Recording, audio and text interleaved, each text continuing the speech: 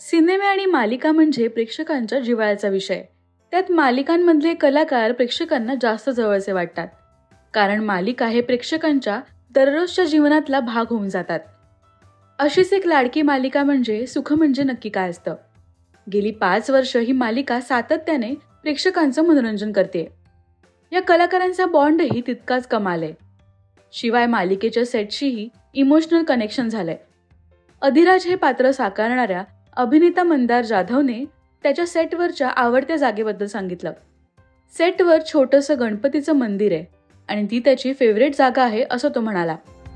नमस्कार, मी मंदार जाधव म्हणजेच तुम्हा सर्वांचा लाडका अधिराज. आणि आज मी तुम्हाला एक अशी जागा दाखवणार आहे जी मी सगळ्यात जास्त मिस करतो. ती म्हणजे हे मंदिर.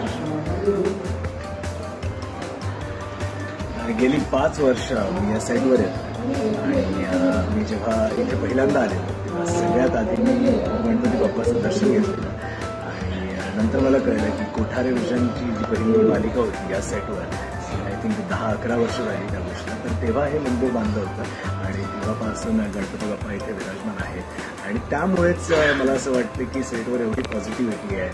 बाप्पाचा आशीर्वाद सगळ्यांसोबत, सगळ्या कलाकारांसोबत.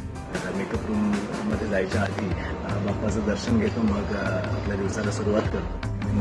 तर आम्ही इथेच येतो, या कट्ट्यावर बसतो आणि खूप छान छान गप्पा रंगतात आमच्या इथेच. संध्याकाळचा चहा होतो. सो ही जागा मी डेफिनेटली मिस करणार मालिका संपल्यावर. तुम्ही या मालिकेला किती मिस कराल आणि यातलं तुमचं ऑल टाइम फेवरेट पात्र कोणतं आहे हे आम्हाला कमेंट्समधून नक्की सांगा. मराठी टेलिव्हिजन विश्वातील बातम्या, अपडेट्स आणि गॉसिपसाठी सबस्क्राईब करा राजश्री मराठी शोबज.